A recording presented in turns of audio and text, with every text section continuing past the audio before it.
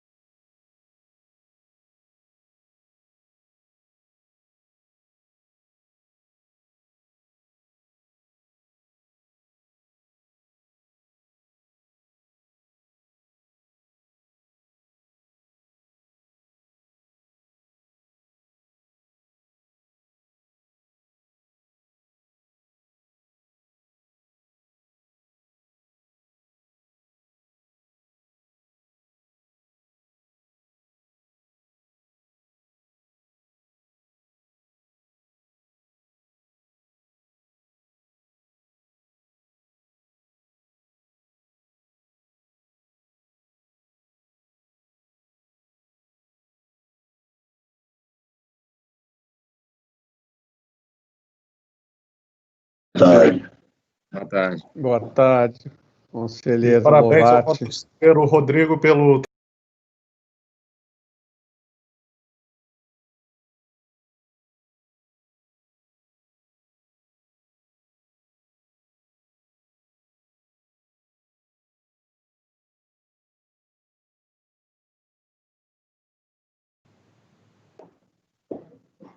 Boa tarde a todos. Havendo quórum legal e presente o Ministério Público junto a este tribunal, declaro aberta a segunda sessão especial de 2020, convocada nos termos do artigo 63, inciso 1 do Regimento Interno desta Corte, destinada à apreciação da prestação de contas anual do governador do Estado do Espírito Santo, José Renato Casagrande, referente ao exercício de 2019. Senhoras e senhores, dentre muitas competências constitucionais dadas aos tribunais de contas, a primeira é apreciar as contas prestadas anualmente pelo governador do Estado, mediante parecer prévio. O parecer prévio é o resultado de um complexo processo de auditoria sistêmica e multissetorial. É um trabalho altamente especializado, com duração de 1 ano, que exige muito fôlego das partes envolvidas. E são muitas as partes envolvidas: auditores de controle externo, procurador-geral de contas e seu gabinete, o relator e seu gabinete e o próprio governo do Estado. Nele, no parecer prévio, são tratados temas de direito, de economia, contabilidade pública, governança, ciência política, administração e tantas outras áreas. O parecer prévio visa accountability, que pressupõe 4 pilares: transparência, como garantia do direito constitucional de acesso às informações públicas; transparência fiscal, como instrumento mais específico para chamar a atenção dos cidadãos sobre o processo orçamentário e a gestão fiscal; prestação de contas, não apenas como dever formal consubstanciado em relatórios extensos e complexos, que poucos, inclusive, conseguem entender, mas como forma de acesso sem obstáculos dos cidadãos e às decisões tomadas pelos gestores públicos e pelos próprios órgãos de controle externo. Quarto pilar, a responsabilização, como processo de fortalecimento da democracia, ao alcançar aqueles que no poder, por seus atos e omissões, atuarem contrariamente às normas jurídicas e ao interesse público. No artigo Direitos à Informação, Cidadania na Sociedade da Informação, Mark Bovens defende que aos direitos civis, políticos e sociais conquistados nos séculos 17, 18, 19 e 20, devem acrescer-se o direito à informação. Segundo ele, a cidadania democrática baseia-se ao acesso constitucionalmente garantido às informações públicas, sendo insuficiente apenas o direito ao voto, quando as decisões governamentais não são apropriadamente acessíveis aos cidadãos. Portanto, os documentos públicos devem estar disponíveis sem barreiras físicas e financeiras, por meio de ferramentas nas quais os próprios cidadãos decidam qual informação é considerada relevante e como formatá-la, de modo que esse livre exercício dê impulso ao processo de responsabilização e aos controles democráticos. Para isso, faz-se necessário que a prestação de contas seja feita em formatos amigáveis, elaboradas com linguagem comum, acessíveis por vários meios e disponibilizados com periodicidade regular. Senhoras e senhores, precisamos definitivamente romper com a elitização do conhecimento acerca das ações governamentais. O cidadão precisa de informação compreensível e tempestiva para emitir com clareza, capacidade e equilíbrio um juízo qualificado que faz da atividade política administrativa de sua cidade, do seu estado e de seu país. Por isso, o parecer prévio é um dos mais importantes instrumentos de promoção da accountability governamental e, consequentemente, constitui um dos maiores desafios para a atuação do controle externo. Neste sentido, estamos inaugurando um hot site, hoje, que busca apresentar de forma inovadora para a sociedade, em linguagem clara e acessível, os principais pontos do parecer prévio da prestação de contas anual do governador do Estado referente ao exercício 2019. Com tal medida, esta Corte reafirma seu compromisso com a transparência e a divulgação de informações de interesse público, movido por princípios que priorizam a comunicação inteligível, objetiva e tempestiva. Passo, então, a palavra ao relator, senhor conselheiro Rodrigo Coelho do Carmo, para relatar o processo TC 3333-2020, constante da pauta, devidamente disponibilizado na edição do Diário Oficial Eletrônico desse tribunal. Passo a palavra ao conselheiro Rodrigo Coelho. Muito obrigado, presidente. Quero cumprimentá-lo, cumprimentar a todos os demais conselheiros, também a conselheira Márcia, cumprimentar nosso Procurador-Geral do Ministério Público de Contas, nossos servidores da Secretaria-Geral das Sessões, nossos servidores responsáveis pela transmissão desta sessão, e todas as pessoas que nos assistem. Antes de fazer a relatoria do processo 3333, presidente, eu gostaria de incluir em pauta processo 4245-2020, que é uma representação com pedido de cautelar, que tem relação com esse processo. Então, está incluído em pauta, devolvo a palavra a Vossa Excelência. Passo a relatar, então, portanto, este primeiro processo. Cuida de representação com pedido de medida cautelar, ajuizada nesta Corte pelo deputado estadual Sérgio Majeski, em face do governo do Estado do Espírito Santo. Em breve síntese, o representante postula que deve ser determinado ao chefe do Poder Executivo a adoção de novo procedimento para garantir a aplicação do mínimo de 25% da receita resultante de impostos em manutenção e desenvolvimento do ensino. Assim, considerando que está agendada para o dia de hoje, para esta sessão, a sessão especial de apreciação das contas, o representante requer medida acautelatória visando assegurar que os julgamentos das referidas ações sejam considerados nas análises governamentais. Pois bem, ainda que a concessão da medida cautelar não exija juízo de certeza, mas sim de mera probabilidade de que o alegado pelo representante seja plausível, não reputo presente a plausibilidade do direito alegado, materializado na fumaça do bom direito. Primeiro requisito para a concessão da medida cautelar suspensiva por parte dessa Corte. Explico. Apesar do artigo 21, parágrafos 4º e 5º da Resolução TC 238/2012 estar sendo objeto de questionamento no STF, esta Corte de Contas, resguardada pelo princípio constitucional da legalidade, tem considerado o cômputo do aporte da educação para fins de limite constitucional nas análises de contas de seus jurisdicionados, visando salvaguardar o princípio da segurança jurídica, garantia processual inafastável de afirmação e solidez do Estado de Direito.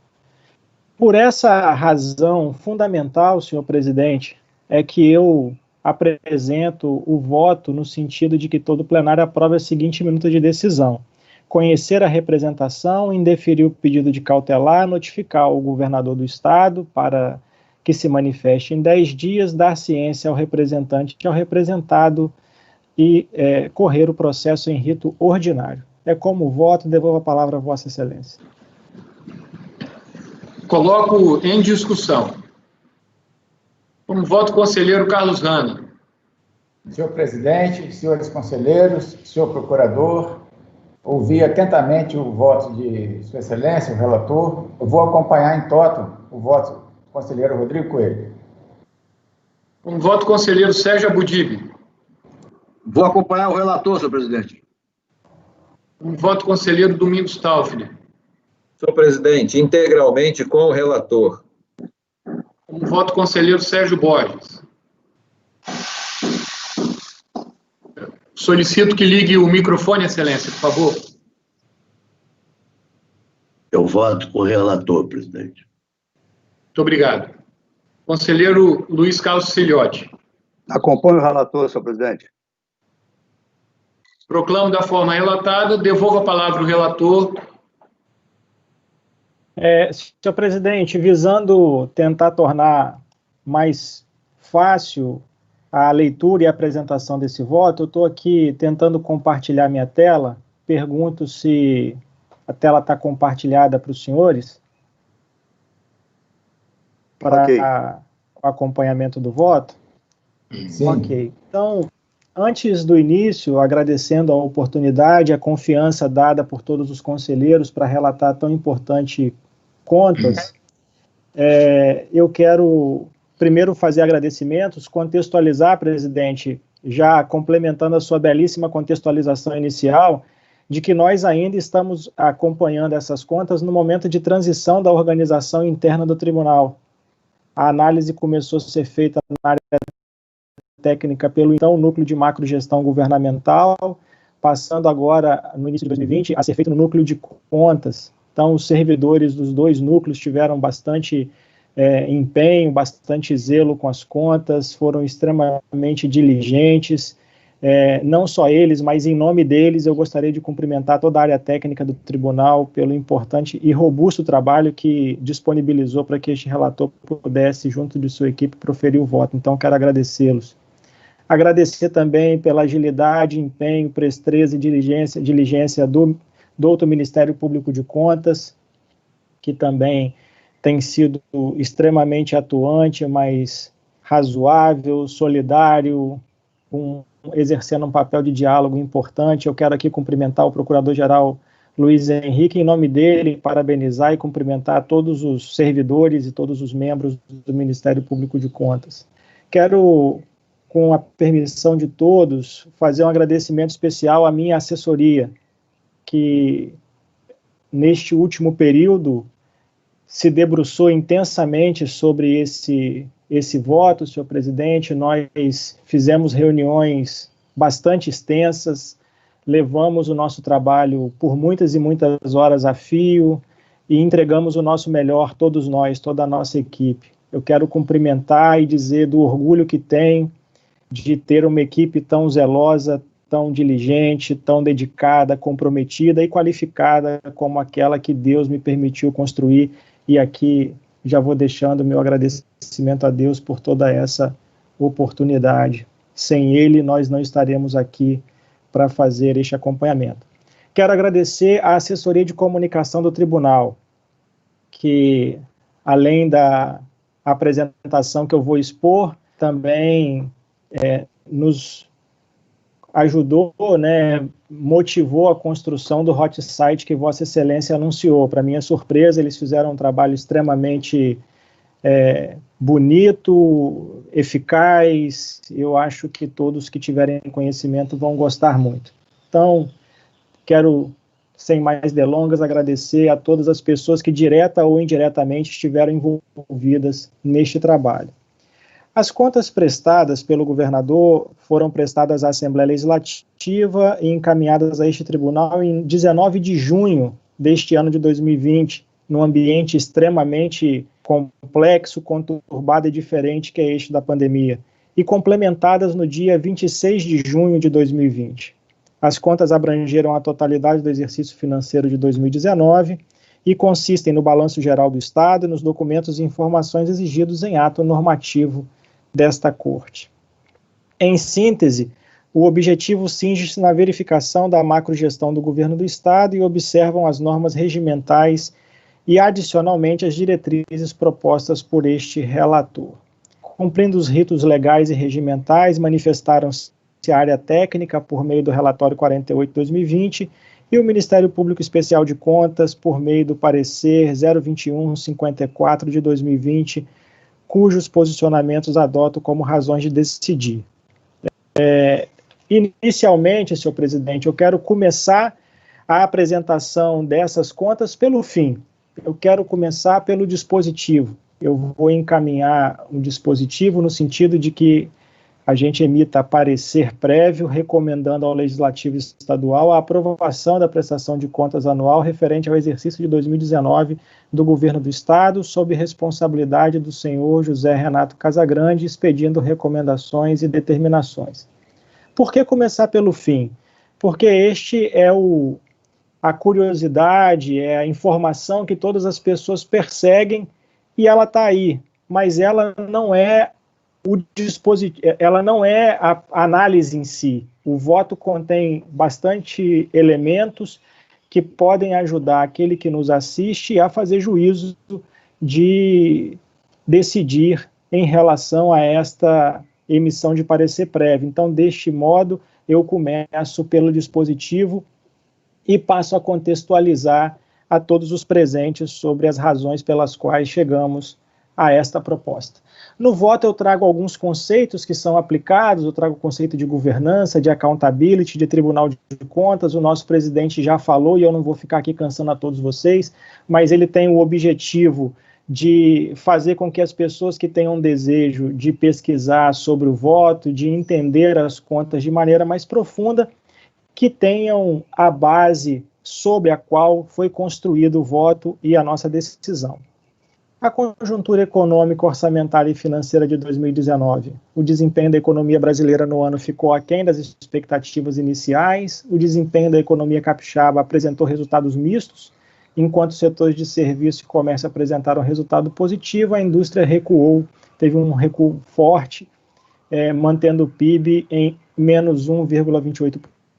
A receita total obteve uma variação nominal de 17,28% em relação a 2018, mas descontando as receitas não recorrentes de petróleo, cresceu 11,66%. As receitas oriundas do Acordo do Parque das Baleias foi um fato de maior destaque da conjuntura de 2019, mas eu vou trazê-la a seguir. Tratando inicialmente das conformidades apresentadas nessas contas, a receita do Estado alcançou o montante de R$ 19.465.158.903,68, representando 105,96% da expectativa de arrecadação do Estado. Apresentou acréscimo real de 12,43% em relação a 2018 na receita corrente, o que significa um acréscimo real de 10,70%. E na receita de capital, um acréscimo real de 242,30%. Os recursos oriundos do Acordo do Parque das Baleias, que eu acabei de mencionar, resultaram em parcelas que somaram R$ 911.578.372,69, classificados como transferências correntes.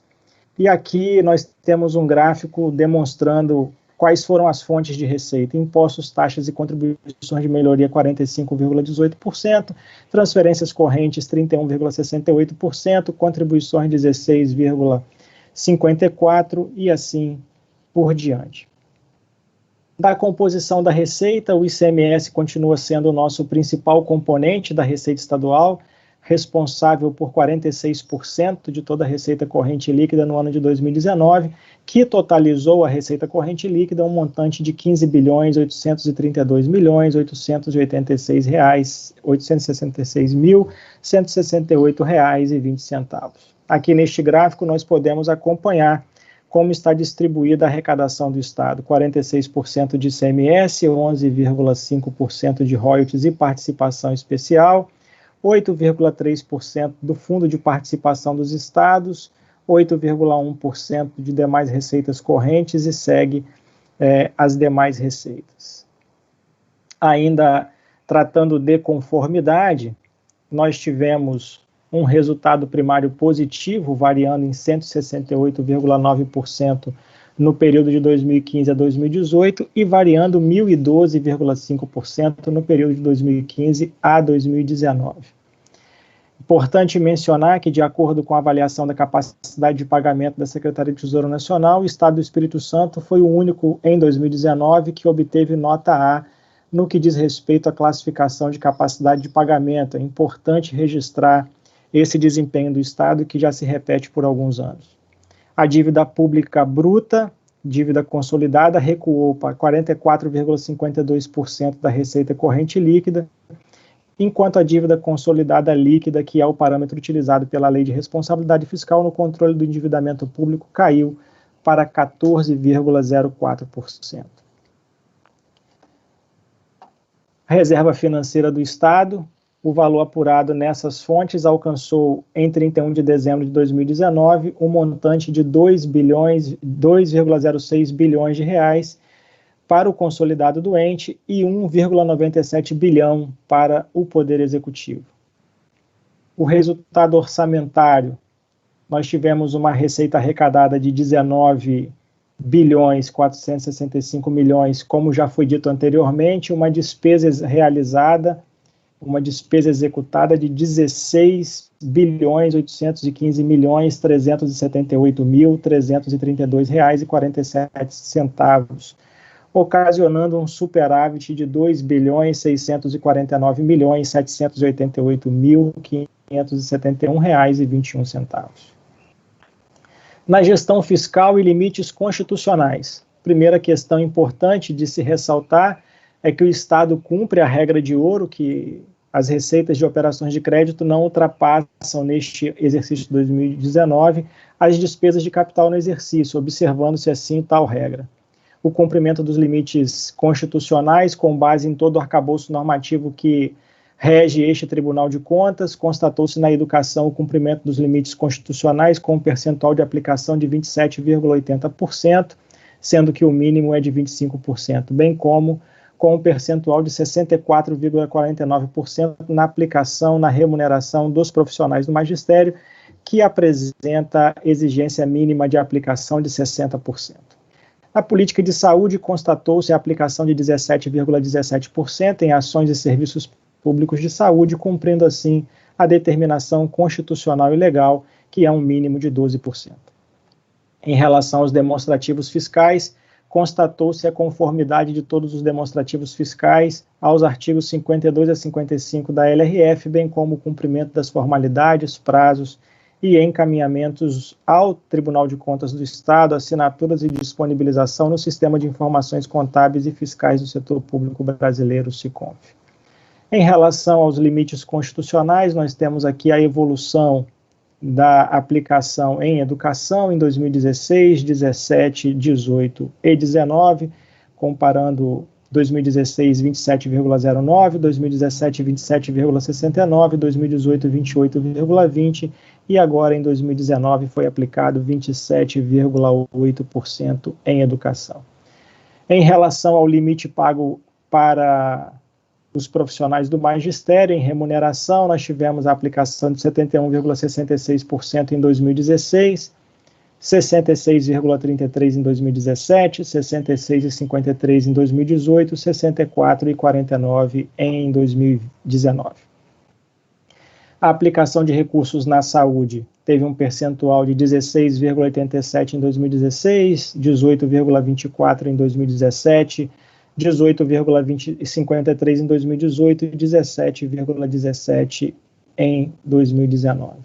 Aqui nós temos um gráfico que apresenta o limite de despesa com pessoal. Na linha vermelha nós temos o limite legal, na linha amarela o limite prudencial, na linha verde o limite de alerta. E aqui a linha azul é o comportamento dos gastos de pessoal do governo do estado com todos os entes consolidados. Então, teve um gasto de 55,06 em 2015, 55 em 2016, 2017, 54,65, 2018, 52,27, em 2019, 46,05. A evolução desse percentual do Estado consolidado sobre a receita corrente líquida ajustada. Aqui nós temos os valores gastos com o pessoal por quadrimestre, tanto no Tribunal de Contas, na Assembleia Legislativa, Ministério Público, Poder Judiciário e Poder Executivo, por quadrimestres as despesas, apresentando aí o Poder Executivo, como não podia ser diferente, um montante médio de 5.780 bilhões por quadrimestre. Disponibilidade de caixa e inscrição de restos a pagar, analisando essas duas contas, nós podemos verificar que o Poder Executivo e o ente possuem liquidez para arcar com seus compromissos financeiros. Aqui eu entro na auditoria financeira, senhor presidente, que foi acompanhada no processo 12.819/2019. Me permita um parêntese para parabenizá-lo e para parabenizar também o conselheiro Sérgio Abudib, presidente até o exercício de 2018. Foi implementada naquele ano a auditoria financeira das contas do Estado e o Tribunal de Contas, então, faz a verificação de todas as informações que são chegadas no balanço, verificando as contas de maneira mais eficaz, não apenas com autodeclaração, e tem uma equipe extremamente proba, diligente e eficaz.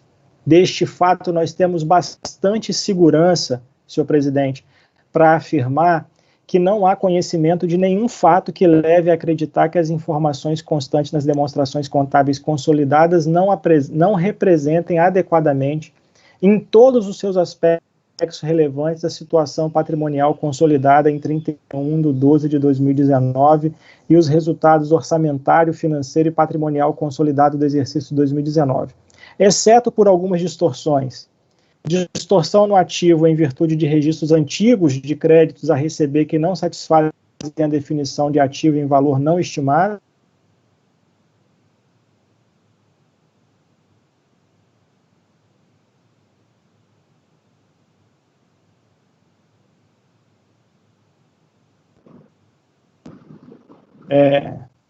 Continuam vendo a apresentação? Eu vi que deu uma pequena queda. Continua. Deu uma pequena queda, mas não foi prejudicial, não. Pode continuar, Excelência. Ok, muito obrigado. Deixa eu só me ajustar aqui, porque perdi a visualização de vocês, agora retomo.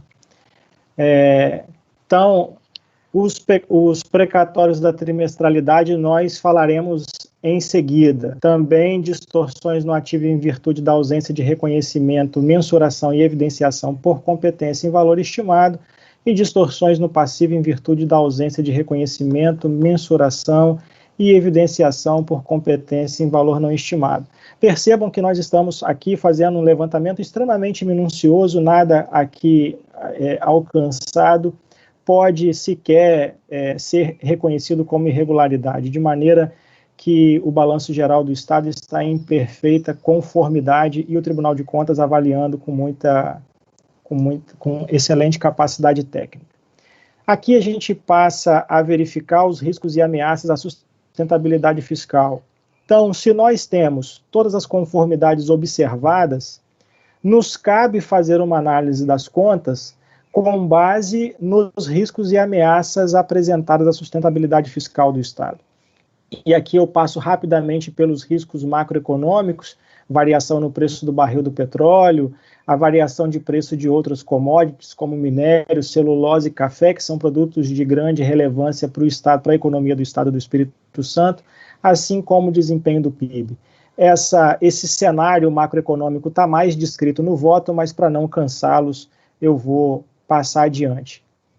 Aqui eu vou me ater aos riscos específicos de maneira mais efetiva, primeiro tratando do precatório da trimestralidade. Este é um assunto que todos os senhores conhecem muito bem.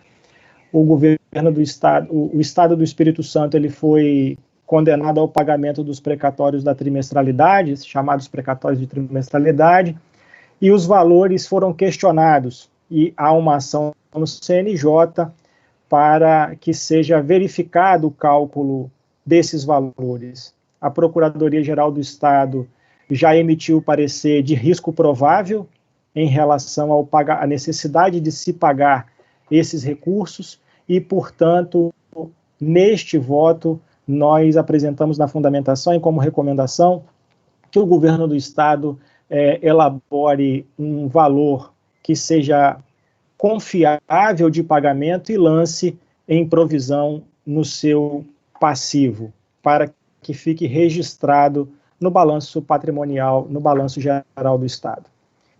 Outro risco específico para as contas do Estado é a dedução do imposto de renda retido na fonte. A Associação dos Magistrados do Espírito Santo moveu uma ação na Justiça Capixaba em face do Estado do Espírito Santo com a intenção de autorizar a exclusão dos valores relativos ao imposto de renda retido na fonte, para fins de cálculo do montante da despesa com o pessoal da LRF. Atualmente, o Estado apresentou agravo em recurso especial ao STJ e agravo em recurso extraordinário ao STF.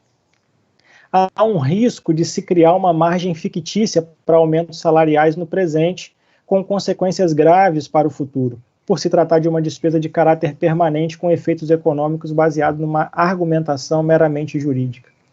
Aqui, presidente, se o senhor me permite, apenas para ilustrar para as pessoas que nos assistem, uma vez que os conselheiros já têm profundo conhecimento do que vou abordar, há uma razão de ser para que a Lei de Responsabilidade Fiscal tenha estabelecido como gasto máximo de pessoal o percentual de 60%. Porque, para além disso, o Estado e todos os seus jurisdicionados, ele tem uma margem para despesas de custeio, que também são despesas grandes, e investimento na ordem de 40%. Para que as pessoas entendam bem, é importante que destes 40% ainda se retire um determinado valor para que a gente faça reservas e que para fazer manutenção do investimento do Estado. Assim como cada um de nós, pessoa física, temos nossos bens que são depreciados, você tem um veículo que é depreciado, você tem uma casa que também é depreciada, se você não cuidar, se você não fizer investimentos, esse bem que você tem vai perdendo valor de maneira exponencial, vai se degradando de maneira exponencial. No caso do Estado, a não realização de investimentos pode impedi-lo de prestar ao futuro serviços públicos de qualidade. Nós podemos colocar em risco a boa condição dos nossos prédios escolares, as boas condições dos nossos postos de saúde, enfim, a sanidade de todos os equipamentos públicos por escassez de investimento, por avançar num gasto que não seja permitido. Então, desse modo, é importante que seja considerada todas as despesas com o pessoal dentro desse limite percentual, de modo que se torna um risco muito grande não observarmos regras que permitam que nós nos mantenhamos dentro desse regramento. Somado a isso, nós temos o risco da legislação dos royalties, que de maneira direta, por ter o royalty uma forte incidência na composição da base de cálculo da receita corrente líquida do Estado, e isso levar em consideração a diminuição do percentual que nós pagamos de pessoal. Nós estamos considerando na base de cálculo uma receita que é volátil, que é passageira, e podemos, a partir da avaliação com ela, fazer uma concessão remuneratória de gastos que serão permanentes. Então, isso poderá desequilibrar o Estado. Mas as perdas poderão ser sentidas agora imediatamente quanto à decisão. Eu trago essa apresentação demonstrando que nós teremos perdas já iminentes no caso do julgamento da ADI, para além das outras perdas possíveis com royalties que nós colocamos nos riscos macroeconômicos. Então, por este fator, é importante que a gente considere retirar da base de cálculo para efeito gerencial, e aqui eu abordei isso no bojo do processo que tratamos nesta última terça-feira, o processo 15, em que foi designado vencedor o voto do conselheiro Carlos Hanna acerca da retirada da recomendação e determinação trazida naquele voto. Mas aqui, em sede de fundamentação e de argumentação, quero apenas colocar a preocupação sem trazer nenhuma consequência para o dispositivo, respeitando a posição dos nobres conselheiros. Nós temos, então, na nossa composição de receita corrente líquida, como já disse, uma importante incidência dos royalties de petróleo e participação especial da ordem de 12,9%. Essa receita corrente líquida, ela serve como base, como eu disse, base de cálculo para apuração do limite de gasto com o pessoal. Nós já tivemos recentemente a edição de normativo que estabeleceu a receita corrente líquida ajustada. Ela não traz no seu cômputo a consideração das emendas federais destinadas ao Estado. Então, na receita corrente líquida ajustada do Estado, que é a nova base de cálculo para essa apuração, não estão consideradas as emendas parlamentares federais. Então, desse modo, aproveitando a ideia, o indicativo desse ajuste feito de maneira normativa, sem, contudo, gerar nenhuma obrigação ao Estado, sem, contudo, gerar nenhuma possibilidade de apenamento, porque não há essa obrigação e nem esse apenamento em lei, apenas como indicativo de uma boa prática, eu apresento aqui, na verdade, uma nomenclatura para um acompanhamento que já vem sendo feito pelo nosso Tribunal de Contas do Estado do Espírito Santo, que é a adoção da receita corrente líquida gerencial, que deveria ser uma nova base de cálculo, considerando a receita corrente líquida ajustada, subtraído as receitas de royalties de petróleo. Entendo, inclusive, que em futuro poderão ser deduzidas também outras receitas que são impossibilitadas o seu uso com o pagamento de pessoal. Mas isso é uma discussão para ser feita adiante, com base no risco específico que nós vivenciamos para o equilíbrio fiscal do Estado do Espírito Santo, é que apresenta essa sugestão.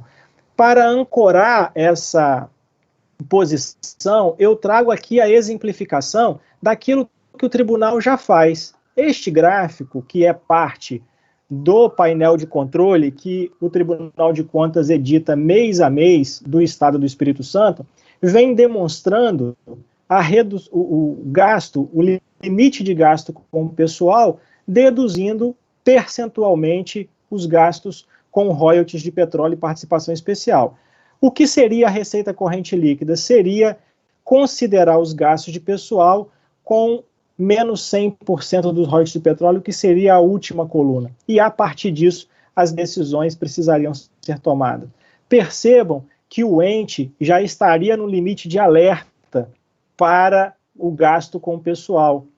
Se ele utilizar apenas como avaliação a receita corrente líquida ajustada como é hoje, e tomar a decisão com base nela, poderá conceder um aumento permanente. E esses recursos serem retirados da nossa receita, e aí, pela simples retirada, nós já entraríamos no limite de alerta. O Tribunal de Contas já vem demonstrando isso no painel de controle. Outro gráfico que vem demonstrando o acompanhamento do tribunal é o impacto que os royalties de petróleo têm na receita corrente líquida do Estado. Então, aí vocês conseguem acompanhar a evolução da receita e quanto a receita de royalties e quanto isso compromete em relação à receita corrente líquida do Estado. Ainda falando de riscos específicos, nós recebemos uma cautelar que fala do aporte na educação. Aqui eu quero aproveitar, senhor presidente, para trazer informações, mas para reforçar a posição do Tribunal de Contas.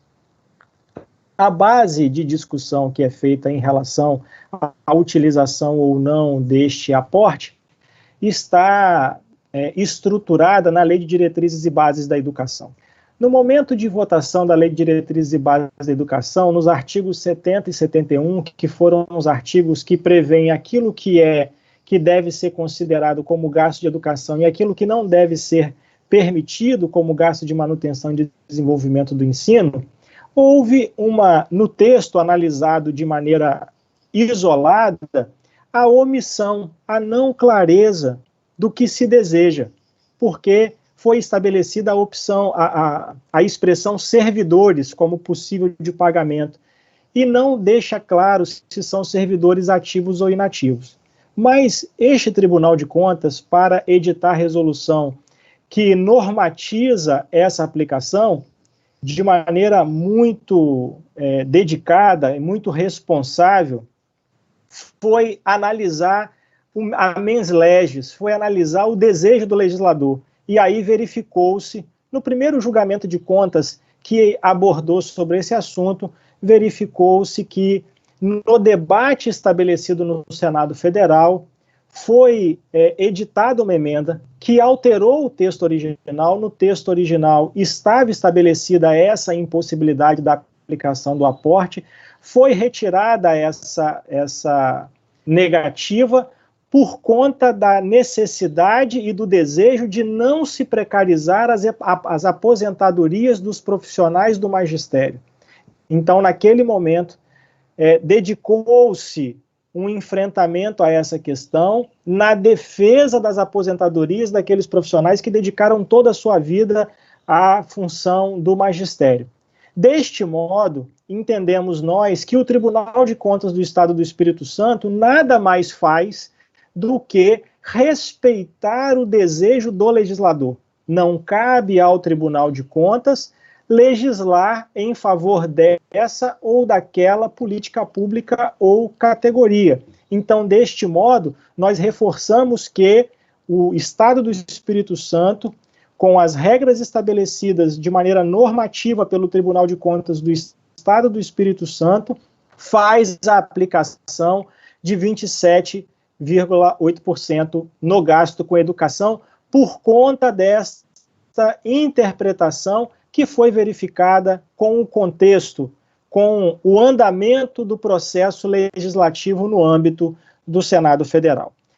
Agora, para esclarecer, somente no exercício 2019 o aporte foi de R$ 783.167.581,25, 465.465.058.558,05 foram necessários para atingimento do mínimo constitucional.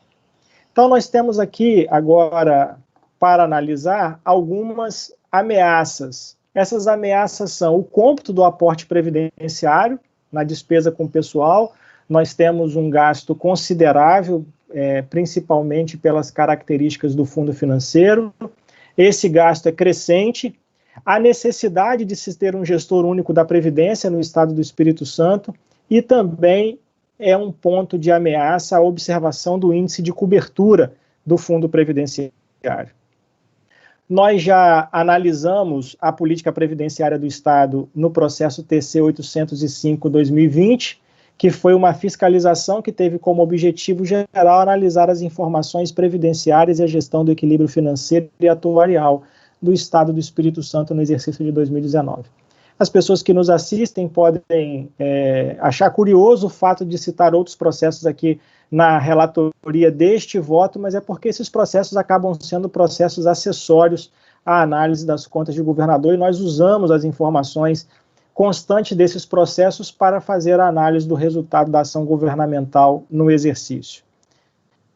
É importante lembrarmos que, em relação à Previdência, o exercício de 2019 foi o ano em que o Congresso Nacional e o governo federal travou um debate intenso sobre a reforma da Previdência, e essa reforma da Previdência também impôs necessários ajustes para as previdências estaduais.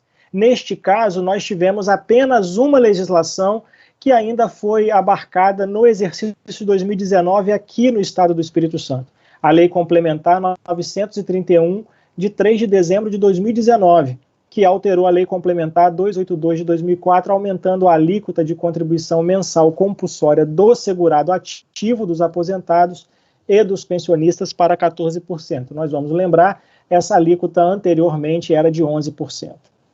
Nós tivemos outras 3 legislações envolvendo a Previdência do Estado, mas essas todas foram votadas já no exercício de 2020, então deverá ser objeto de análise mais detida do próximo relatório de contas do exercício de 2020.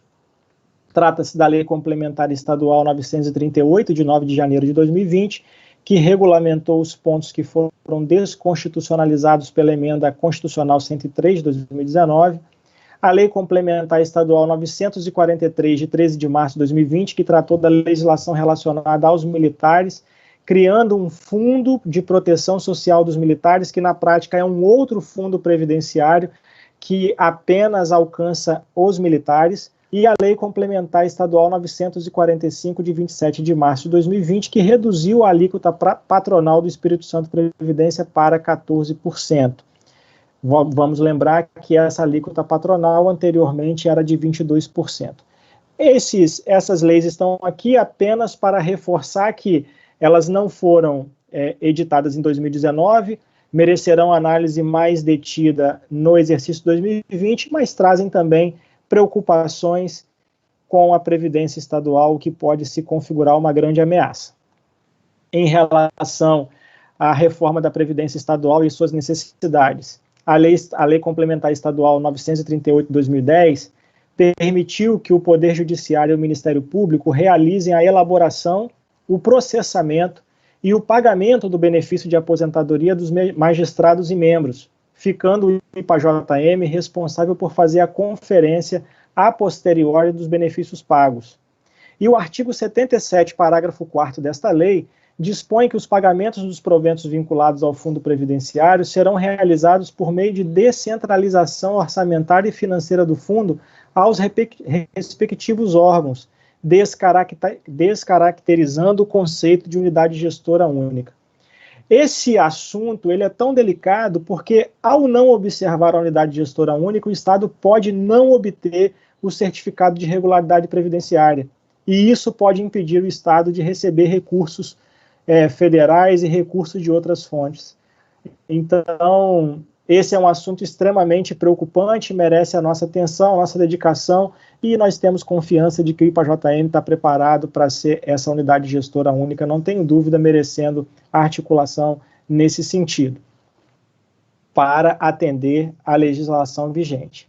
Os pontos de controles identificados, que as alíquotas deverão estar embasadas em avaliação atuarial, o que também não foi apresentado, e assim observou-se que a análise resumiu o impacto financeiro na arrecadação anual, desconsiderando os impactos de longo prazo.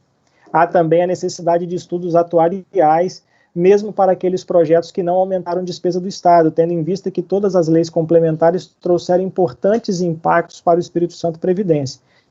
O que a gente está dizendo aqui, e já foi abordado no processo TC 805, é que é importante para o Estado ter um órgão, uma unidade gestora atuarial, porque nós estamos vivenciando um processo, um sistema previdenciário bastante complexo. Nós temos o Fundo Financeiro, o Fundo Previdenciário, o Fundo de Proteção Social dos Militares, agora mais recente, que tem impactos. Nós ainda temos a necessidade de alocar adequadamente os servidores em cada fundo a que pertence, para que a gente não cometa distorções, e ainda ter um cálculo consideravelmente razoável e confiável atuarial, para que a gente possa ter a tomada de decisão de forma a proteger os recursos previdenciários para garantir a aposentadoria dos nossos servidores.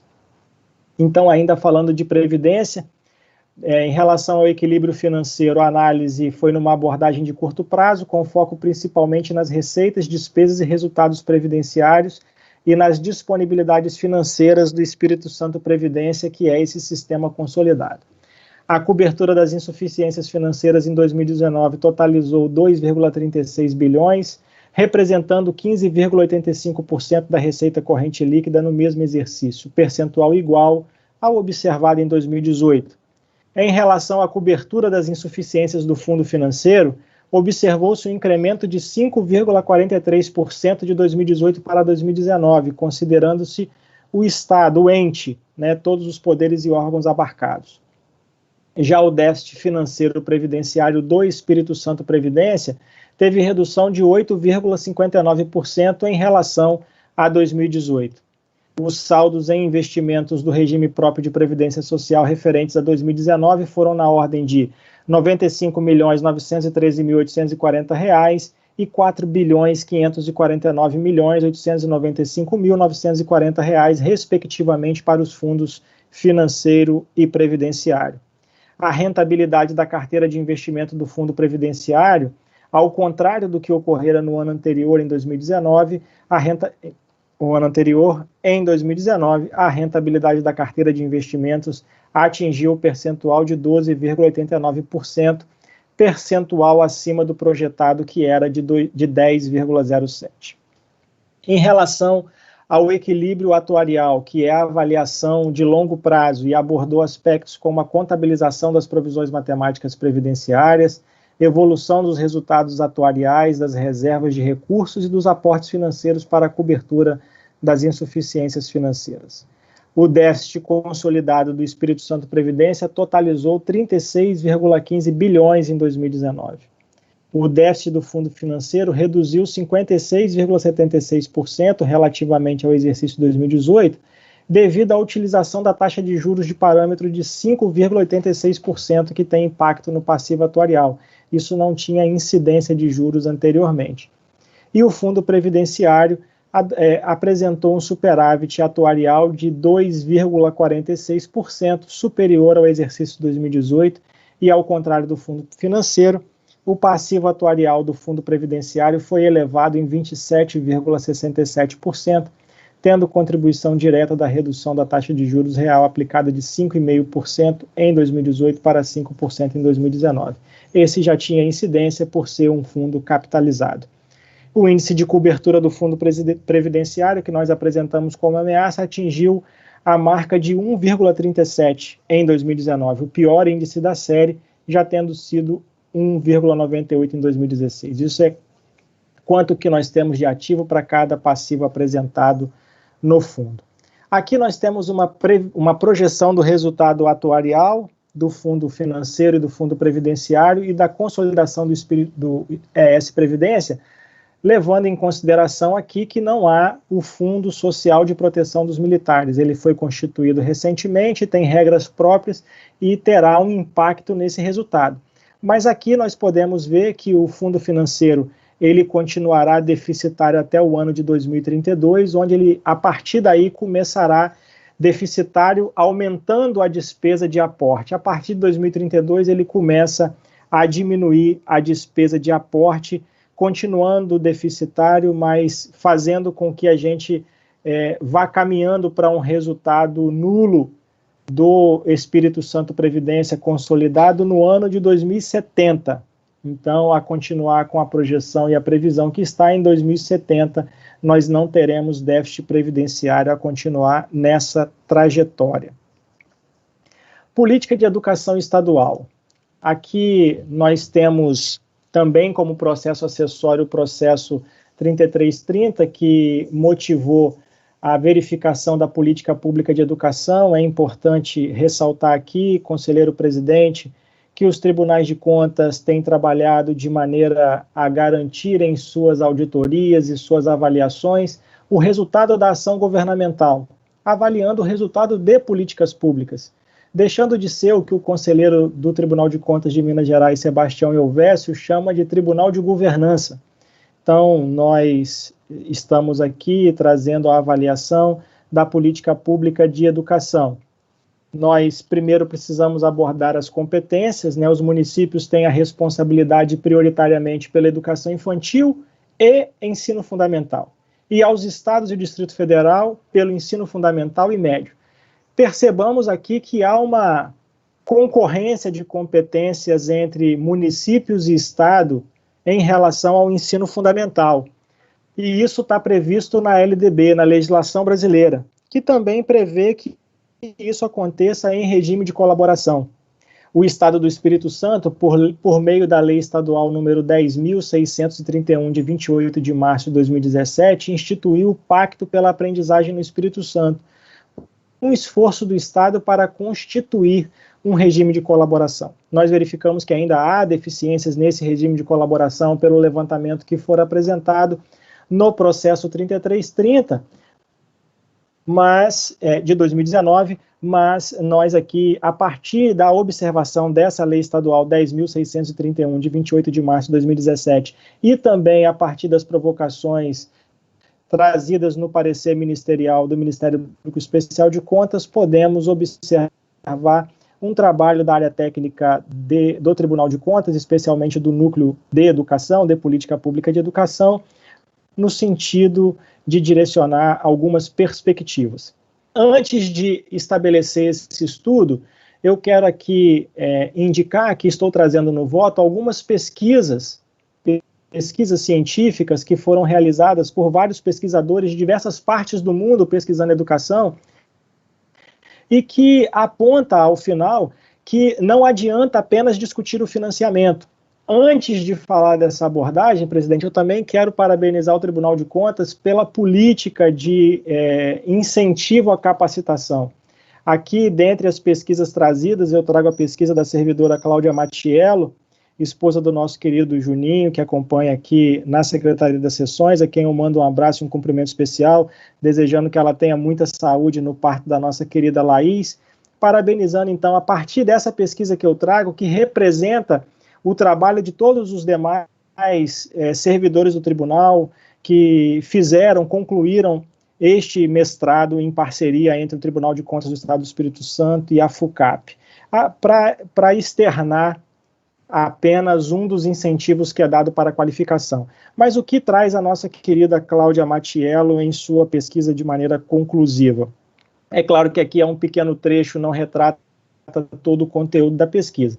O fato é que o processo de tornar as escolas mais eficazes vai além dos investimentos financeiros. É uma tarefa complexa que envolve outros fatores relacionados ao contexto escolar, como liderança, gestão eficiente dos recursos e construção de modelos e técnicas de ensino diferenciadas, capazes de impulsionar a aquisição de conhecimento pelos alunos. Então, o que nós estamos dizendo aqui? Não basta apenas fazer uma discussão por financiamento. Se alguém disser, o conselheiro afirmou que dinheiro não é importante para a educação, isso seria uma informação leviana, porque não é isso que eu estou dizendo. Nós sabemos que é importante ter um bom financiamento para a educação, mas esse financiamento precisa ter uma boa aplicação e precisa estar combinado com outros fatores, outras atividades, outras abordagens, que essas muitas estão no campo pedagógico e não fazem jus à análise do Tribunal de Contas, mas é importante frisar que aqueles que são do aspecto da gestão, nós também precisamos enfrentar. E aqui eu trago apenas uma distribuição dos recursos em educação, da maneira como eles foram distribuídos no Estado do Espírito Santo, e trago as análises do relatório do processo 3330.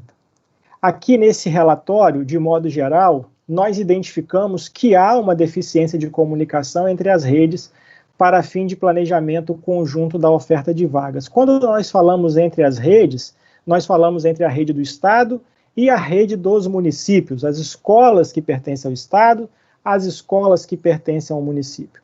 E essa ausência não chega a ser porque há uma comunicação entre eles, mas a deficiência desse planejamento conjunto faz com que tenha a existência de um grande número de escolas concorrentes, escolas pertencentes a redes distintas, com uma curta distância entre elas. Nós aqui fizemos um estudo apontando a distância num raio de 3 quilômetros. Obviamente que essas distâncias podem ser verificadas e identificadas com o seu contexto geográfico, até aumentadas no contexto geográfico, mas elas estão num raio de 3 quilômetros. E aqui, nesta tabela, que tem muitos números, nós trazemos todos os municípios do estado, nas suas redes públicas, né, estado e municípios, com a taxa de ocupação de vagas oferecidas nos anos finais e nos anos iniciais do ensino fundamental. Então, nós vemos redes com taxa de ocupação de 24%, 32%, 11%, 13%, 17%, mostrando uma grande ociosidade de rede em algumas etapas do ensino. E aqui, senhor presidente, eu preciso trazer a afirmativa de que alguns estados que conseguiram evoluir na qualificação da sua oferta de educação, eles tiveram a coragem de eliminar a concorrência entre as redes. Se me permita, eu estive no ano passado num evento Educação é da Nossa Conta, organizado pelos Tribunais de Contas do Estado e dos municípios da Bahia, em que foi convidado a palestrar o prefeito de Sobral. Por que é importante trazer essa afirmação? Sobral é um município do Brasil que tem o IDEB de 9,8. Para o senhor ter uma ideia, o nosso IDEB gira na casa de 6, na maioria dos municípios do estado do Espírito Santo, sendo esses ainda os bons IDEBs. Aquele município não mais foca o seu resultado no IDEB, porque ele já atingiu a plenitude do seu resultado. Ele foca o resultado na avaliação de PISA, que é uma avaliação internacional. Sobral se coloca em avaliação comparativa com outros países, por ter alcançado um bom resultado na política educacional. Só que para isso, chegar a este ponto, ele teve, no passado, a coragem de eliminar a concorrência entre as redes, assumir a rede de ensino pública e, pasme, senhor presidente, eliminar 2/3 das unidades escolares disponíveis. Ele tinha 90 escolas, passou a organizar toda a sua oferta em 32 estabelecimentos de ensino, foi muito criticado, resistiu. Hoje o município de Sobral, com 250 mil habitantes, tem 52 escolas e tem esse resultado. Para efeito de comparação, o nosso município de São Mateus tem 120 mil habitantes, mais 108 escolas no seu território. Então, nós percebemos que há uma necessária e efetiva aplicação em gestão que precisa ser feita com coragem para que a gente elimine a concorrência e possamos, assim, redistribuir os recursos que são aplicados em educação. Deste modo, tenho a compreensão de que nós alcançaríamos melhores resultados. Apenas como efeito comparativo e também contributivo para o Estado do Espírito Santo. Não pode uma pesquisa e um levantamento dessa natureza, de maneira inovadora e inédita, trazer qualquer tipo de mácula às contas do gestor. Isso nunca fora feito antes, então não poderá este levantamento trazer nenhum tipo de mácula às contas, de modo a não ter impacto no seu dispositivo. Mas é importante que seja ofertada esta contribuição do Tribunal de Contas do Estado do Espírito Santo. Em relação às escolas estaduais, para que a gente tenha um conhecimento resumido, com o número de matrículas inferior a 50, foram identificadas 47 escolas. 28 delas possuem taxa de ocupação inferior a 10% da sua capacidade. Então, nós verificamos que um regime de colaboração é viável não apenas e principalmente à luz da governança do sistema educacional, mas também com vistas à melhoria na oferta. Se nós tivermos uma oferta mais razoável, será possível melhorar a remuneração dos profissionais do magistério e dos demais profissionais da educação. Será possível fazer uma formação continuada, robusta, especializada na etapa do ensino, a que tem vocação aquele ente, de maneira que isso, somado a outros mecanismos pedagógicos, possamos ter uma efetiva melhoria na qualidade da educação desenvolvida. Então, este assunto nós apresentamos para contribuir para a promoção da transformação social, a melhoria da educação, que é o principal caminho. E para se alcançar a qualidade na educação, nós já falamos aqui, faz-se necessária a cooperação entre os entes, nós já falamos aqui do aporte necessário para a educação, e eu quero aqui fazer uma simulação e um registro do Fundeb, senhor presidente. A sistemática adotada no Fundeb é da proporcionalidade. Como que é regido o Fundeb? O Estado e os municípios aportam um recurso em um mesmo fundo, este fundo soma uma quantidade de valores, esses valores são divididos pelo número de matrículas, e essa razão é multiplicada pelo número de alunos, com pesos diferentes para algumas etapas, sendo a educação, ensino fundamental, séries iniciais, em tempo parcial com peso 1, podendo variar, por exemplo, o tempo integral tem peso 1,3, e assim vai sendo redistribuído o dinheiro, ou seja, você deposita um valor em dinheiro e, dependendo da sua quantidade de alunos na rede, você recebe mais ou menos recursos. Então, o Estado do Espírito Santo, em 2019, destinou ao Fundeb 2.132.526.966 reais e 96 centavos. E teve de volta, proporcional ao número dos seus alunos para aplicar na sua rede, 1 bilhão e 34 milhões. A diferença foi negativa para o Estado em 1 bilhão e 97 milhões. Então, fazendo uma simulação, levando em consideração a lei que instituiu o Pacto pela Aprendizagem no Espírito Santo. Se o Estado do Espírito Santo transferisse todos os seus alunos das séries iniciais do ensino fundamental, e aqui quando nós falamos séries iniciais do ensino fundamental, nós estamos falando das séries do 1º ao 5º ano, transferir as 32.103 matrículas de ensino fundamental de séries iniciais à rede de ensino municipal, e absorvendo o Estado todas as matrículas referentes ao ensino fundamental nos anos finais, sendo elas em número de 163.064, na zona urbana, 14.773 na zona rural e 9.285 em educação de tempo integral, teríamos um total de 187.122 alunos de responsabilidade do Poder Executivo Estadual ao final dessa transferência. Aplicando sobre esses totais a simulação com base nos mesmos resultados do Fundeb de 2019, o Estado teria um acréscimo de recursos para aplicação em sua rede de R$ 238.632.667,73. É evidente que para isso acontecer, precisa ser pactuado, planejado junto com os municípios, acordado com os municípios. Nós estamos no momento em que nós estamos com os alunos afastados das escolas, pensar em soluções que redistribua esses alunos nas redes de ensino existentes, para aí também pensarmos como será ofertada essa educação com todos os desafios que essa pandemia nos apresentou, pode ser uma efetiva solução.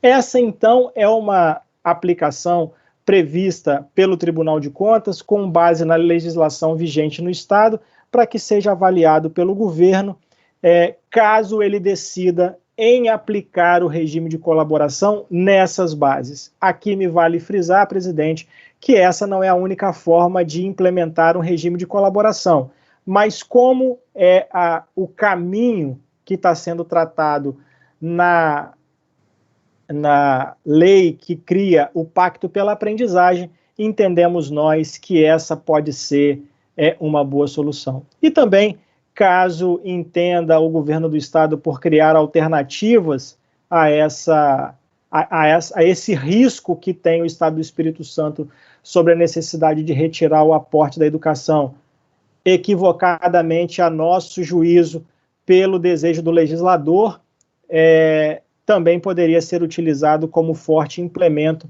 sem que seja feito aporte de recurso novo, mas apenas mudando a configuração da gestão, podendo ainda assim fazer investimentos que hoje não seriam permitidos, por exemplo, para o aumento de pessoal, porque o implemento de recursos financeiros na política de educação apenas pela retirada do aporte não permitiria, por exemplo, o aumento de salários, mas feito nesta configuração, com a otimização dos recursos, nós poderíamos ter não só na rede estadual, mas também nas redes municipais, sem aumento dessa despesa permanente, uma valorização remuneratória dos nossos profissionais. É uma conta complexa, mas vale a pena ser conhecida, analisada de maneira dedicada e minuciosa. E aqui eu quero trazer ainda nessa condição de estabelecimento do Tribunal da Governança a avaliação da efetividade da gestão por meio do IEGE. O IEGE é o indicador de efetividade da gestão estadual, indicador esse criado pelo Tribunal de Contas do Estado de Minas Gerais e utilizado pelo Instituto Rui Barbosa em todos os tribunais de contas para medir a efetividade das políticas públicas. Aqui é importante dizer que ele é um indicador que é apurável por autodeclaração do ente fiscalizado, mas também nos permite verificar, por meio do questionário, pontos de melhoria que nós podemos sugerir à administração estadual. Essa aplicação é feita há 3 anos, esse é o 3º ano que nós estamos aplicando o questionário, fazendo essa verificação do indicador de efetividade da gestão estadual, de maneira a chegar mais próximo da observação dos Objetivos de Desenvolvimento Sustentável da Organização das Nações Unidas, que a Declaração de Moscou, por meio da Intosai, tem determinado que nós observemos para avaliação das contas públicas.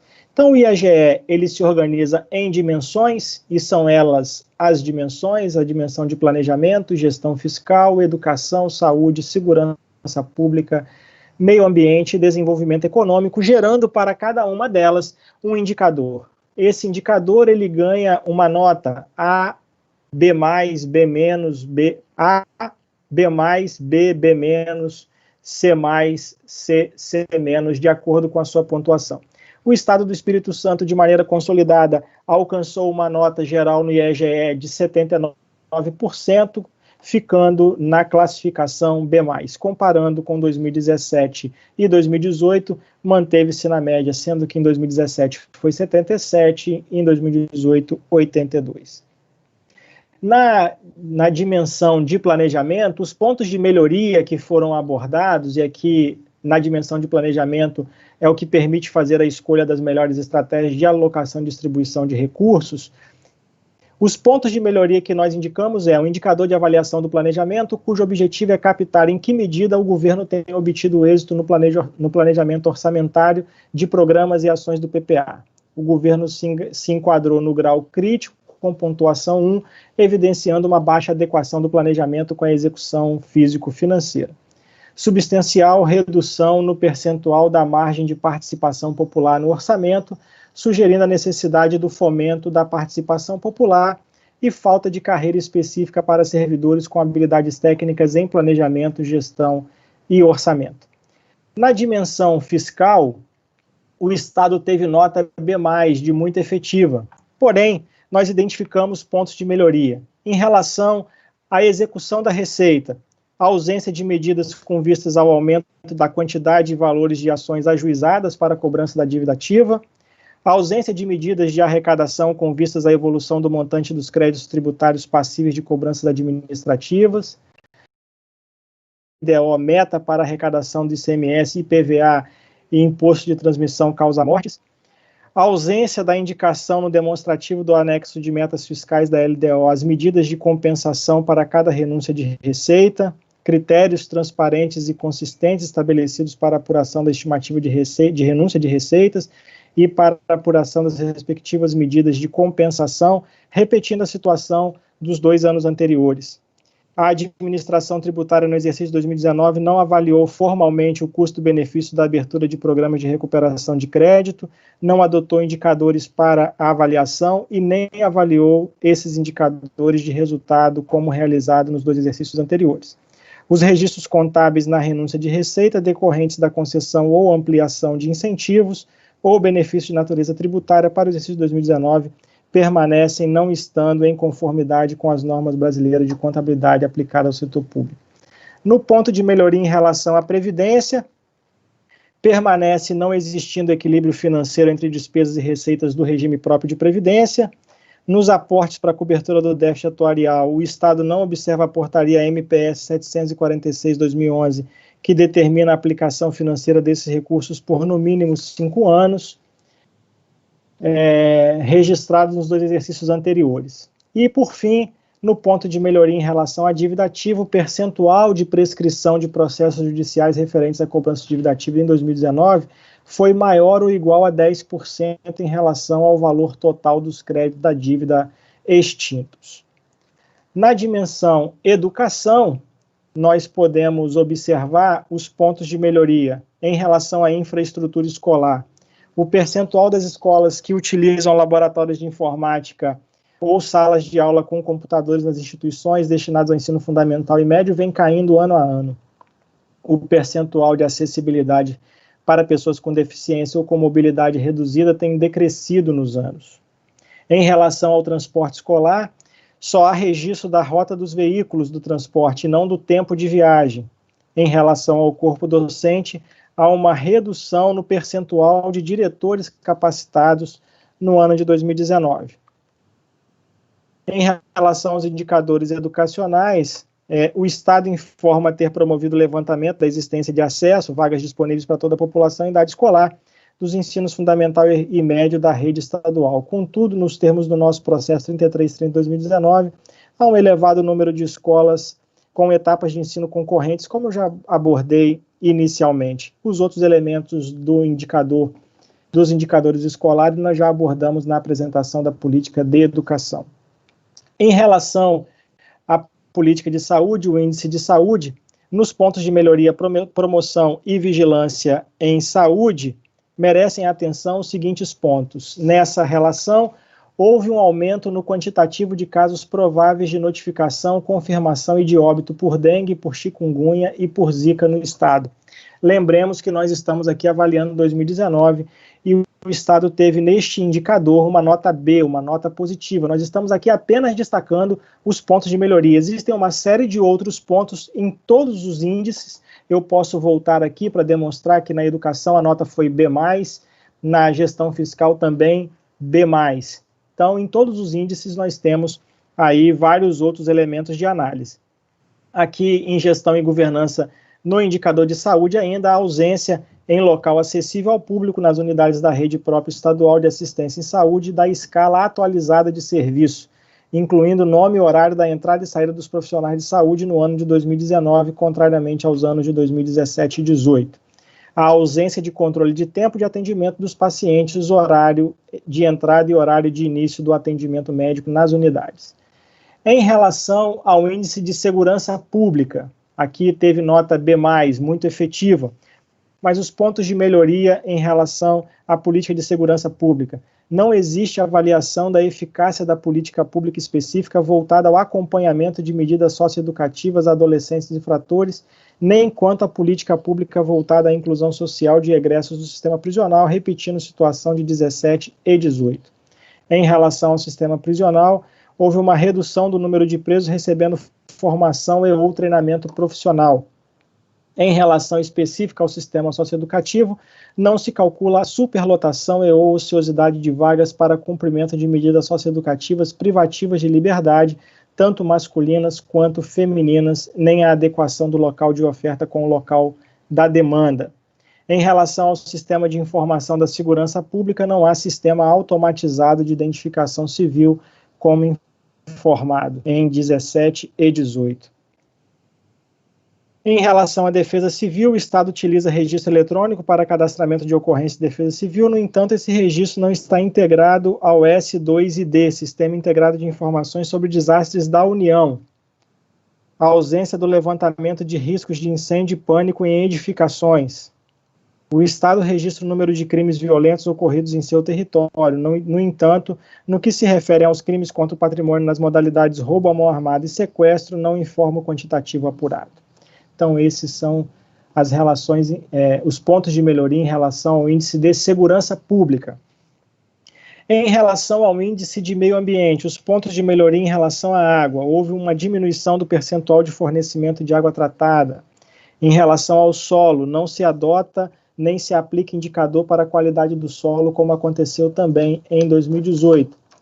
Quanto ao ar, a ausência de programa e ou ação de inspeção veicular e plano de controle de poluição veicular, bem como de programa e ou ação da inspeção sobre as emissões poluentes das indústrias. Em relação à biodiversidade, a ausência de controle das propriedades rurais sustentáveis por meio de indicador. Em relação a saneamento e resíduos, apesar do programa e ou ação para promover redução da geração de resíduos por meio da prevenção, redução, reciclagem e reuso, não houve melhoria da situação em relação ao exercício anterior e ao ano avaliado, como também foi declarado anteriormente. Institucional, a ausência da equipe multidisciplinar para análise dos processos de regularização ambiental. Em relação à dimensão de desenvolvimento econômico, que o Estado recebeu nota A altamente efetiva. Os pontos de melhoria em relação à inovação. Não há indicadores para avaliar o impacto da política de inovação com base em evolução do emprego, registro de patentes ou inclusão de novos produtos no mercado.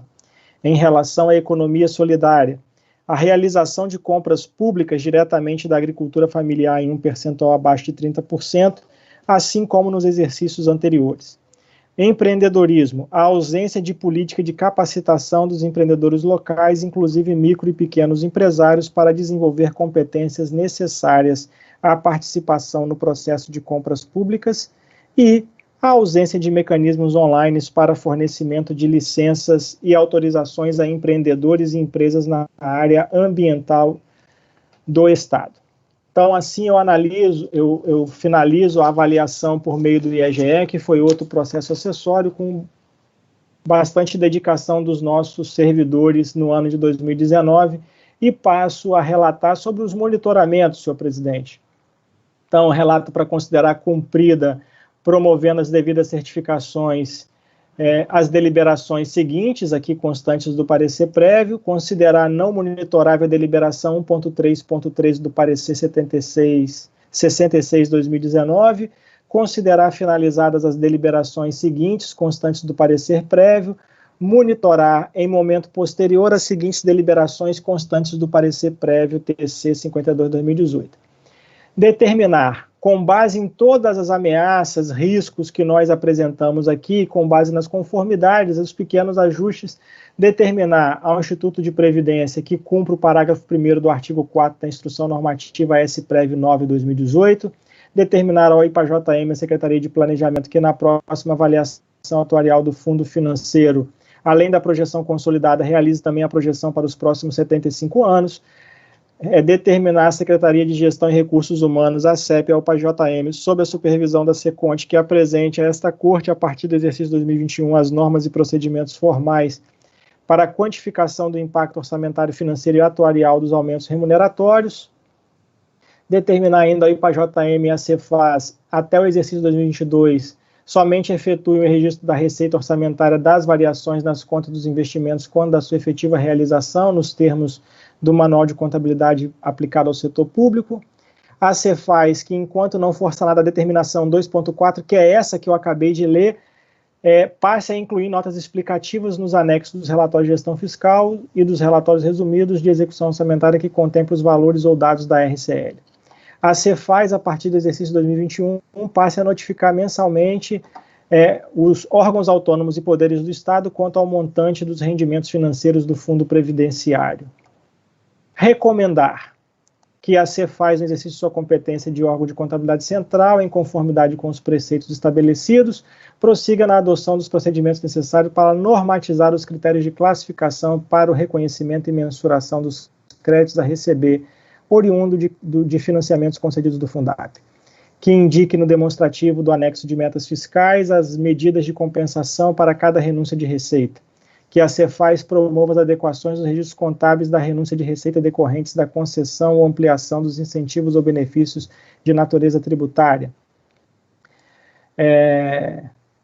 visando atender à norma brasileira de contabilidade relativa às provisões e passivos contingentes e considerando que os denominados precatórios da trimestralidade mediante os critérios constantes na portaria PGE 016R recebam a classificação de risco provável de perda, que a Cefaz envie esforços no sentido de determinar um intervalo de possíveis resultados e, desse modo, possa realizar a estimativa acerca do valor da obrigação que seja suficientemente confiável para registro contábil.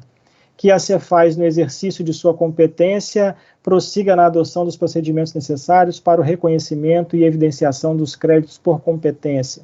Que a Cefaz, no exercício de sua competência, prossiga na adoção dos procedimentos de controle interno para assegurar que as apropriações por competência de férias sejam contabilizadas. A CEP ao IPAJM, que a partir de 2021, para que o registro orçamentário das aposentadorias concedidas até 16 de dezembro de 1998 e das pensões decorrentes dessas aposentadorias não seja realizada na fonte de recurso vinculada, mas na fonte de tesouro em atendimento ao parágrafo único do artigo 8º da Lei de Responsabilidade Fiscal. Aos órgãos e poderes a que se refere o artigo 20, inciso 2 e parágrafo 2º da LRF, que considerem sua gestão fiscal e de pessoal, principalmente quanto ao impacto no anexo 1 do relatório de gestão fiscal relativo às despesas com pessoal, principalmente quanto ao impacto no anexo 1 do relatório de gestão fiscal relativo às despesas com o pessoal, o montante dos rendimentos financeiros do Fundo Previdenciário.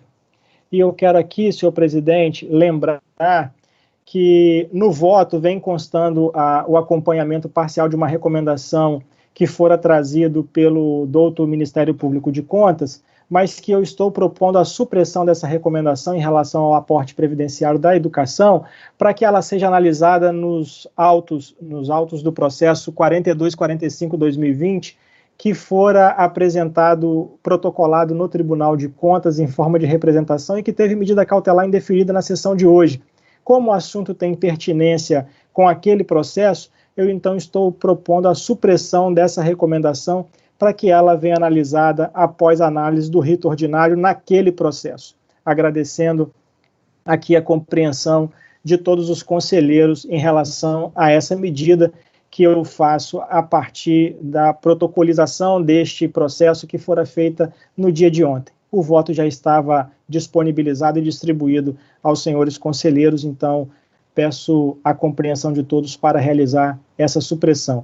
Por fim, recomendar ao Poder Executivo Estadual que divulgue amplamente, inclusive em meios eletrônicos de acesso público, a prestação de contas relativa ao exercício financeiro em questão e o respectivo parecer prévio na forma do artigo 48 da LRF.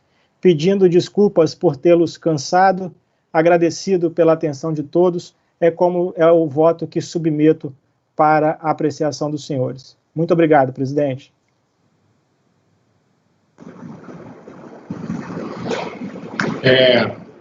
Quero parabenizar a Vossa Excelência pelo brilhante voto, parabenizar a equipe que subsidiou o trabalho de Vossa Excelência e também explanação muito didática, muito pertinente e dá uma outra dimensão à importância de explicarmos essa peça tão complexa quanto o parecer prévio. Parabéns. Coloco em discussão.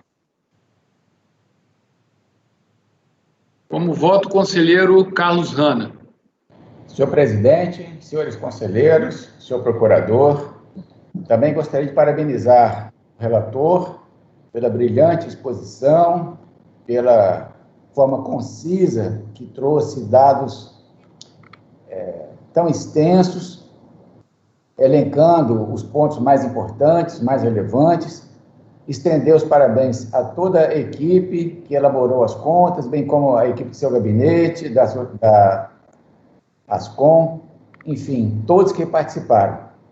De fato, nós estamos coroando o trabalho do Tribunal de Contas. É o trabalho mais importante que a Corte de Contas realiza a cada ano, que é a apreciação das contas do governador. E a cada ano, essa Corte de Contas está se superando e trazendo informações mais relevantes e de uma maneira mais didática para a sociedade, contribuindo, sobremaneira, para o controle social. Então, parabenizo mais uma vez o relator. Senhor presidente, vou acompanhar em total o voto de Sua Excelência. Obrigado. Como vota o conselheiro Sérgio Abudib? Presidente, eu também quero me associar às palavras do conselheiro Carlos Hanna, parabenizando o relator e a equipe.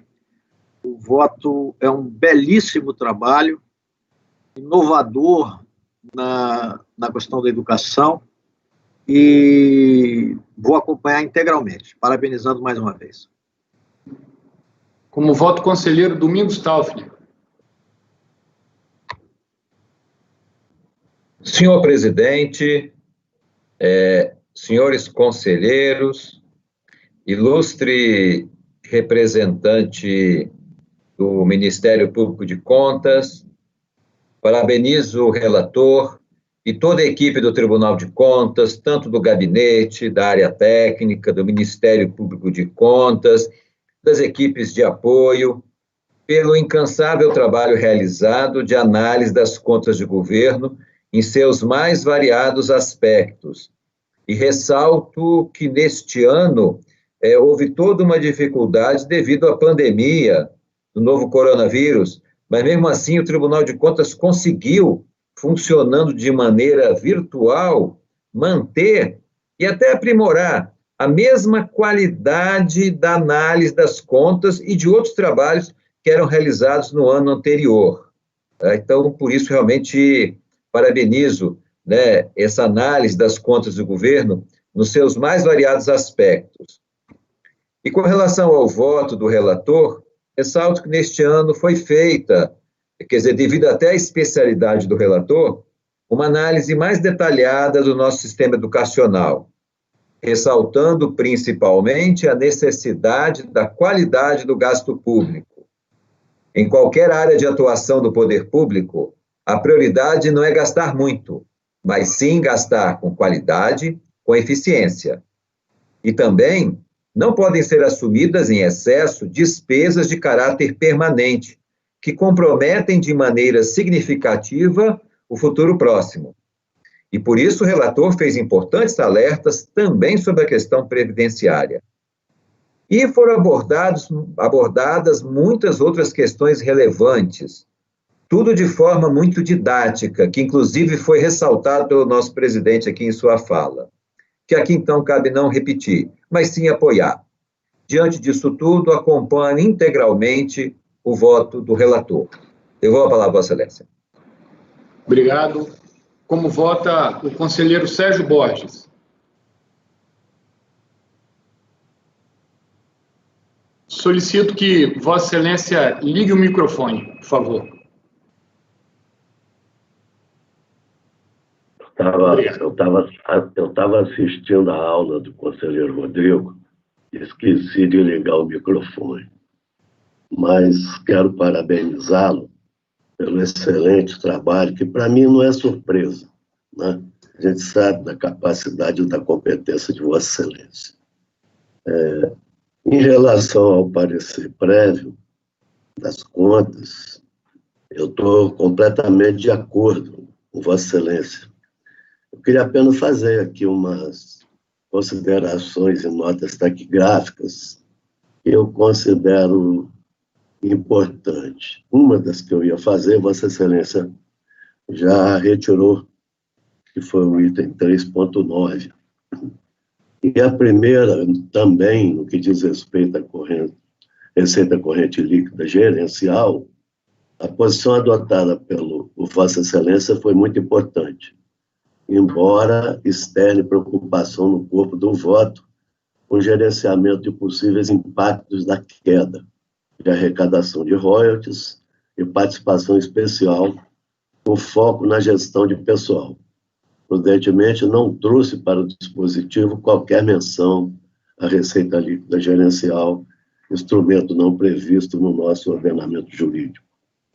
E a segunda diz respeito ao item 2.8.1, que são instrumentos de planejamento orçamentário, quando o relator menciona sua proposta de voto nos autos do processo 3296, para recomendar que fizesse constar as propostas defendidas de constar no plano plurianual 2020-2023, as propostas defendidas pelo então candidato a governador, que hoje é governador, e registradas no Tribunal Eleitoral. Essa memória é louvável, mas Vossa Excelência mesmo já registrou, e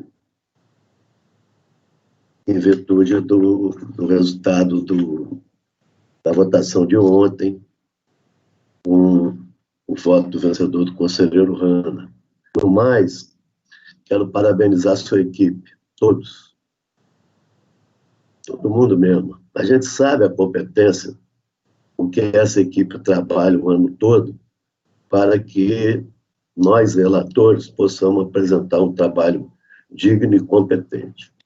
Então, eu quero parabenizá-los, parabenizar a Vossa Excelência e desejar que Vossa Excelência tenha sempre muito discernimento, muita paz e as bênçãos de Deus. Obrigado. Obrigado. Como vota o conselheiro Luiz Carlos Ceciliotti? Obrigado, senhor presidente. Boa tarde a todas e boa tarde a todos. Primeiro, eu quero parabenizar todos os que participaram da formulação dessa peça muito importante, esclarecedora, trazida pelo conselheiro Rodrigo Coelho. E, segundo, quero parabenizar o conselheiro pela forma didática. A gente costuma dizer que, numa sala de aula, a primeira aula sempre é marcante, né? Então, se o professor for bem, evidentemente que ele vai ser bem durante todo, né, o ano. Então, parabéns, muito, muito importante a sua apresentação, muito significativa do ponto de vista esclarecedora. Então, e terceiro, eu vou acompanhar integralmente o voto proferido pelo conselheiro. Então, agradeço a todos, proclamo o resultado com a supressão da recomendação já muito bem explicada pelo conselheiro relator. Nada mais havendo a tratar. Presidente, pela ordem. Pela ordem. Eu só gostaria de retribuir o carinho dos conselheiros, agradecer imensamente pelas deferências e realmente, como todos já reconheceram, e eu falei no início da apresentação do relatório, dividir o resultado dessa apresentação com o corpo técnico desse tribunal, com o Ministério Público Especial de Contas, que teve participação importante, e de maneira muito carinhosa com toda a minha equipe, Neste momento de pandemia, como bem relatou o conselheiro Domingos Taufner, não está sendo fácil para a gente trabalhar, a gente divide as atenções entre as atividades profissionais e domésticas, né, o cuidado dos filhos, da família, e essas profissionais, essa equipe foi muito dedicada. Então, eu quero, assim, de maneira muito fraterna, externar o meu carinho e a minha gratidão a essa equipe que Deus me deu a oportunidade de acompanhar. E, assim, agradecer também pela companhia de vocês todos, agradecer pela companhia dos nobres conselheiros com os quais eu aprendo todo dia. Eu agradeço imensamente as deferências, os elogios, mas aqui eu sou um aluno muito dedicado de todos vocês, quero que saibam disso. E espero aprender ainda mais e mais com cada um. Muito obrigado pelo carinho e pela deferência que me foi feita no dia de hoje. Saibam que a gente fez o melhor em nome do Estado do Espírito Santo, para entregar à nossa população capixaba. Muito obrigado, presidente. Obrigado mais uma vez. Acho que vale a pena também reforçar o que foi falado pelo conselheiro Domingos. Embora estejamos trabalhando em modelo remoto, teletrabalho, o Tribunal de Contas está produzindo a 1000 por hora. Então, é o mínimo que podemos fazer para retribuir e para contribuir com o enfrentamento de um período tão difícil quanto esse. Nada mais havendo a tratar, vou declarar encerrada a presente sessão especial. Antes, porém, convoco para a próxima sessão do plenário desta Corte, que será ordinária, a realizar-se por videoconferência na próxima terça-feira, dia 25 de agosto, à hora regimental. Está encerrada a sessão. Muito obrigado a todos e boa tarde a todos. Boa tarde a todos. Boa tarde, gente. Boa tarde a todos, gente. Boa tarde a todos.